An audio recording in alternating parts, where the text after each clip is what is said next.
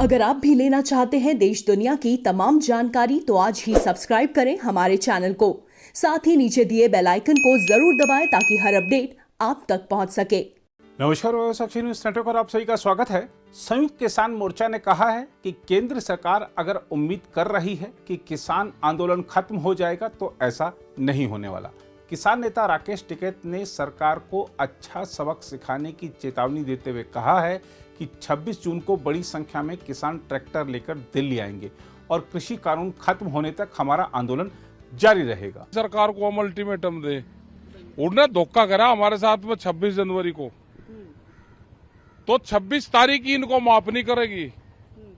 26 तारीख को आंदोलन शुरू हुआ, 26 तारीख को ही संपूर्ण क्रांति 26 तारीख से ही शुरू हुई, 26 तारीख को पुलवामा वाला हुआ।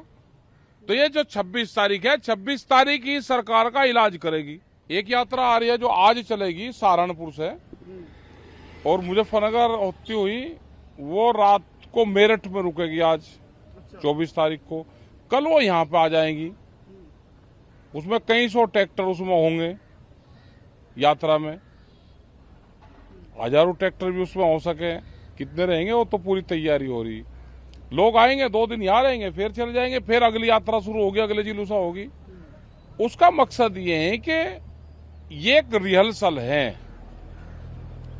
ठीक है। दिल्ली आना ट्रैक्टर ना भूल जाए, ये उसकी रिहर्सल है। उसी में ही लोग बैठ के आते हैं और 26 तारीख हर महीने आती है, साल में 12 बार हमें 26 तारीख।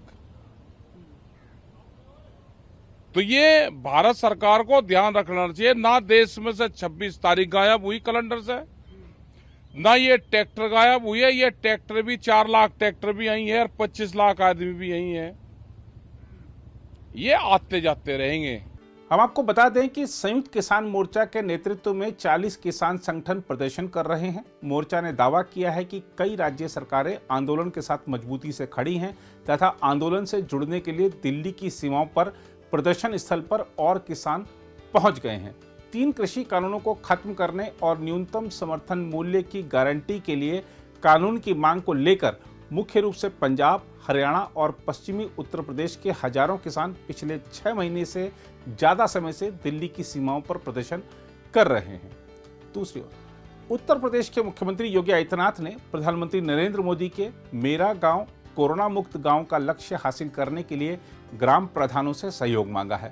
मुख्यमंत्री ने प्रदेश के सभी नवनिर्वाचित ग्राम प्रधानों को एक पत्र लिखा है। उसमें कहा है कि कोविड-19 रोधी टीकाकरण अभियान में तेजी लाएं तथा निगरानी समितियों के जरिए संक्रमण पर अंकुश लगाने में मदद करें।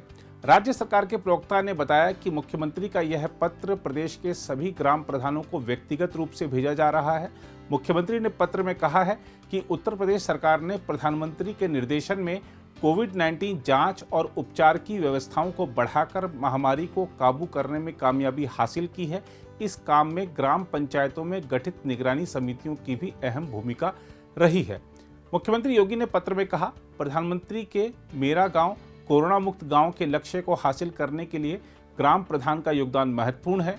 ग्राम प्रधान कोविड-19 से बचाव के लिए टीकाकरण के प्रति जन सामान्य को प्रेरित करें और उनकी शंकाओं का समाधान करते हुए टीकाकरण सुनिश्चित कराएं।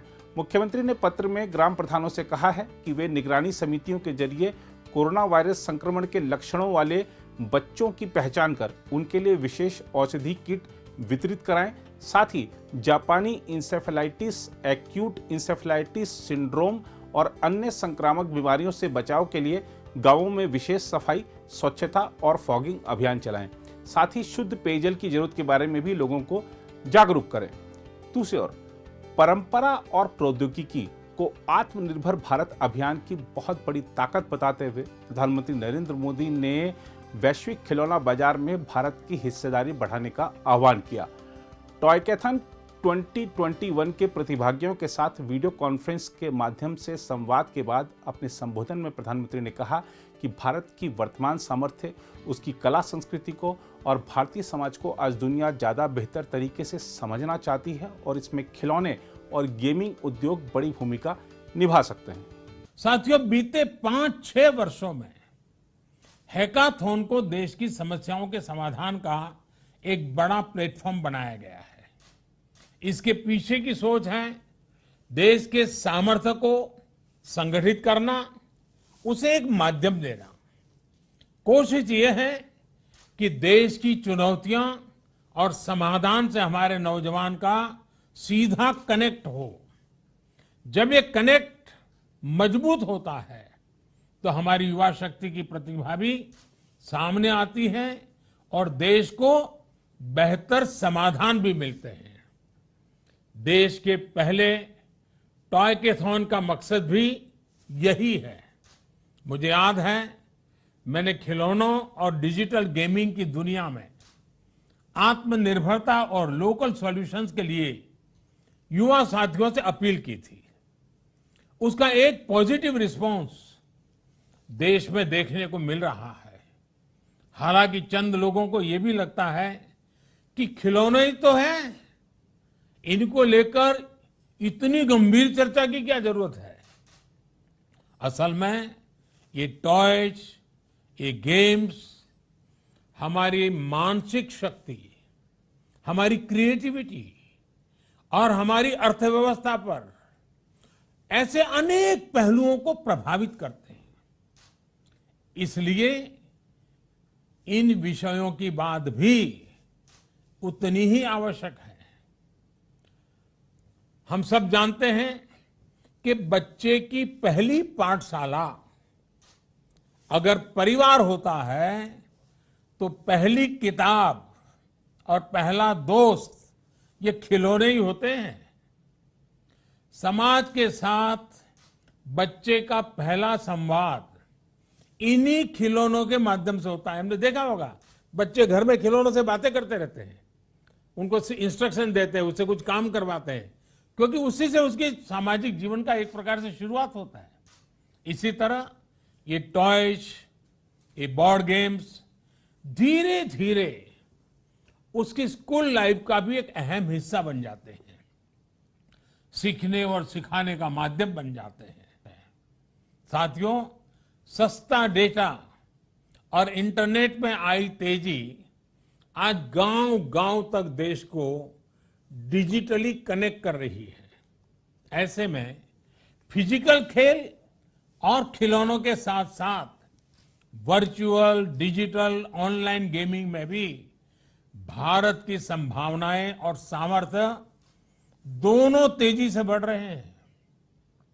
लेकिन जितने भी ऑनलाइन या डिजिटल गेम्स आज मार्केट में उपलब्ध हैं, उनमें से अधिकतर का कंसेप्ट भारतीय नहीं है, हमारी सोच से मेल नहीं खाता है।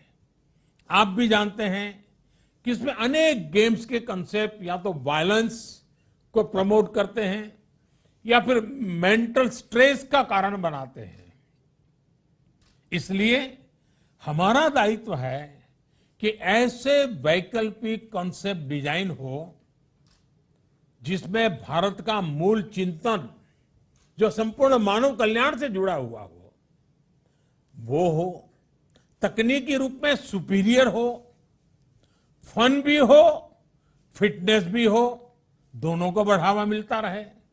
और मैं ये भी स्पष्ट देख रहा हूं कि डिजिटल गेमिंग के लिए जरूरी कंटेंट और कॉम्पिटेंस हमारे यहां भरपूर है। हम टॉयकेथॉन में भी हम भारत की इस ताकत को साफ देख सकते हैं। इसमें भी जो आइडिया सिलेक्ट हुए हैं उनमें मैथ्स और केमिस्ट्री को आसान बनाने वाले कॉन्सेप्ट हैं और साथ ही वैल्यू बेस्ड सोसाइटी को मजबूत करने वाले आइडियाज भी हैं। अब जैसे ये जो आइक्रोगिटो गेमिंग का कंसेप्ट आपने दिया है, इसमें भारत की इसी ताकत का समावेश है। योग से वीआर और एआई टेक्नोलॉजी से जोड़कर एक नया गेमिंग सॉल्यूशन दुनिया को देना बहुत अच्छा प्रयास है। इसी तरह आयुर्वेद से जुड़ा बोर्ड गेम भी पुरातन और नूतन का अद्भुत संगम है। जैसा कि थोड़ी देर पहले बातचीत के दौरान नौजवानों ने बताया भी कि एक कॉम्पिटिटिव गेम दुनिया में योग को दूर सुदूर पहुंचाने में बहुत मदद कर सकता है।